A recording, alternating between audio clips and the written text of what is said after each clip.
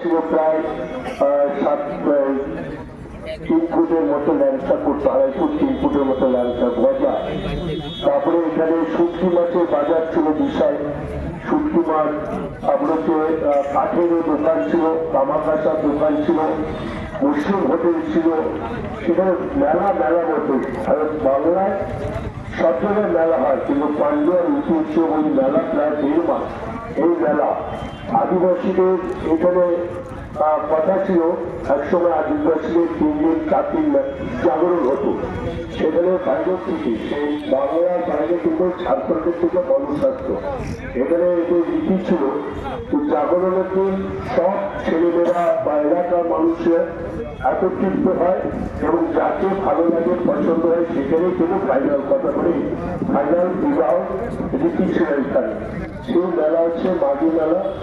এখানে প্রায় প্রত্যেক ধর্মের মানুষ আছে। এটা কিন্তু বিরল যে একদিকে মুসলিম হোটেল আর একদিকে হিন্দু হোটেল, এটা সমন্বয়। এটা বাংলা বলেই কিন্তু আমরা বাঙালি বলে বা বাংলা বলেই আমরা একসঙ্গে করতে পারছি। অন্য সব জায়গায় যখন বাংলার বাড়ি, অন্য সব জায়গায় কোনো মুসলিমকে অ্যালাউ করছে না, যেটা 2014 থেকে যেটা আমরা দেখে আসছি। কিন্তু আমাদের বাংলায় আমাদের সরকারের মাননীয় মুখ্যমন্ত্রী মমতা বন্দ্যোপাধ্যায় আছেন বলে আমাদের এখানে কোনো সম্প্রীতির কোনো বাধা বিঘ্ন নেই, যে আমরা একে অপরের মানুষ। আমরা হিন্দু, মুসলমান, জৈন, খ্রিস্টান, আদিবাসী সম্প্রদায়, আমরা প্রত্যেকজনে একে অপরের সঙ্গে পরিপূরক হিসাবে আমরা সমন্বয় বজায় রেখে চলি।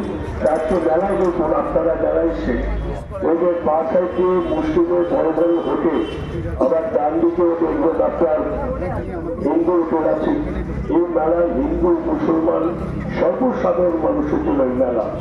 এই মেলায় যারা আমাদের সঙ্গে আছে, আমাদের মেলা কমিটির প্রত্যেকটা মানুষ, 7 স্টার ক্লাব আছে এবং এখানে আছে আমাদের মাধব আছে সম্পাদক, সহ সম্পাদক আছে আশিস, মঞ্জুর ভাই আছে, আমাদের মেম্বার মঞ্জুর হোসেন আছে, আমাদের মহিলারা সব এই কমিটির মধ্যে আছে। পঞ্চায়েত সমিতির সভাপতি ময়নামাজি, পান্ডুয়া পঞ্চায়েতের প্রধান বৈশাখী সরকার, জ্যোৎস্না দাস আছে, আমাদের রাজেশ আছে, দীপিকা আছে, রেশা আছে, বাণিজ্য আছে, মঞ্জুর সাহ আছে, মামুনি আছে, জেসমিন আছে, আমাদের সিন্ধুভাই মেম্বার, আমাদের লিয়াকত আলী মন্ডল মেম্বার আছে, আমাদের পলাশ থেকে আরম্ভ করে সাবিনা আমাদের মেম্বার, সবাই এসছেন এখানে। আমাদের মধ্যে আছেন মুক্তার ভাই থেকে আশিস ঘোষ, আমাদের বিশিষ্ট সমাজ